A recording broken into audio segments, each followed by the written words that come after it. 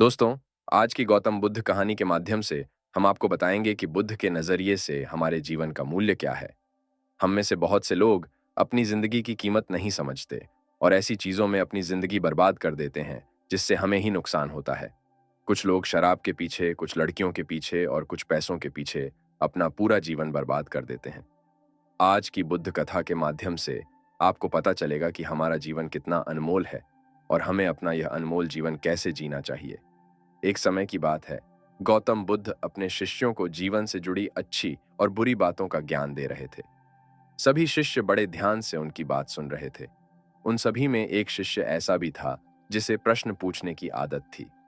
वह उठकर गौतम बुद्ध के पास गया और उनसे बोला, आप हमें जीवन के बारे में जो कुछ भी सिखा रहे हैं उसका क्या फायदा, क्योंकि हम में से कई बच्चे तो यह भी नहीं जानते कि हमारे जीवन का मूल्य क्या है और यह जीवन कितना कीमती है, हमारे लिए है।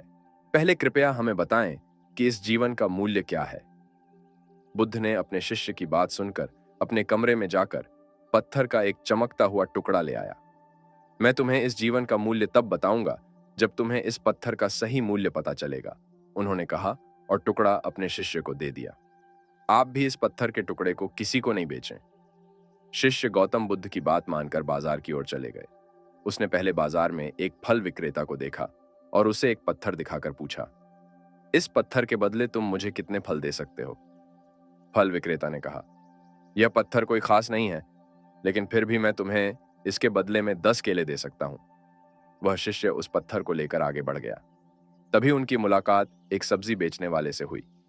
शिष्य ने सब्जी विक्रेता से पत्थर की कीमत पूछी। इस पत्थर की कीमत के बदले मैं तुम्हें अधिक से अधिक सब्जियों से भरा एक थैला दे सकता हूं।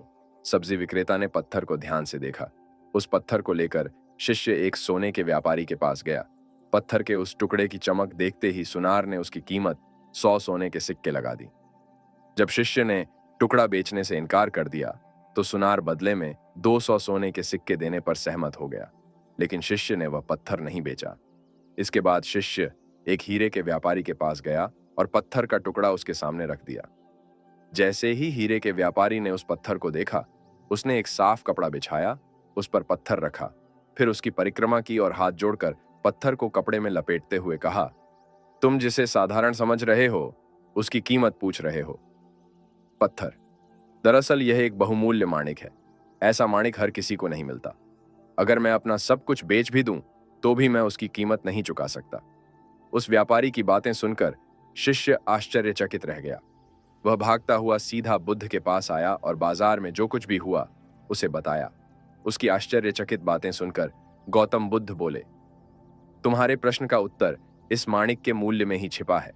हमारा जीवन भी एक माणिक है। माणिक की तरह यह भी अनमोल है, लेकिन हम इस बात को हमेशा नजरअंदाज कर देते हैं और अपने जीवन की कीमत नहीं समझते हैं। हम दूसरों को देखकर और उनके जैसा जीने की कोशिश करके अपने जीवन का मूल्य कम कर देते हैं। हम सोचते हैं कि हमारे जीवन का मूल्य वही है जो दूसरे हमें बताते हैं, लेकिन हमेशा याद रखें कि दूसरा व्यक्ति आपको अपनी स्थिति, बुद्धि और समझ के अनुसार महत्व देता है। जीवन केवल एक बार मिलता है, इसलिए इसे बर्बाद मत करो। अपने जीवन को उतना ही मूल्यवान समझें जितना आप अपने बैंक में मौजूद पैसों को मानते हैं। आज के समय में लोग प्यार, पैसा और दिखावा जैसी चीजों को अपनी जान से भी ज्यादा कीमती मानते हैं। लोग प्यार की वजह से आत्महत्या कर लेते हैं। पैसे के नाम पर वो ऐसे काम करने लगते हैं जिससे उनकी जिंदगी बर्बाद हो जाती है। नाम कमाने के नाम पर वो गलत काम करने लगते हैं।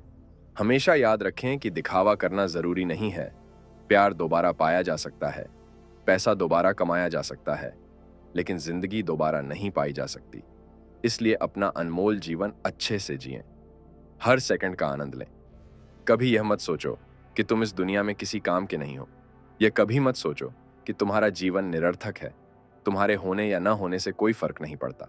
जब भी आपके मन में ऐसे नकारात्मक विचार आएं, तो बस खुद को याद दिलाएं कि जीवन एक रत्न है और यह अमूल्य है।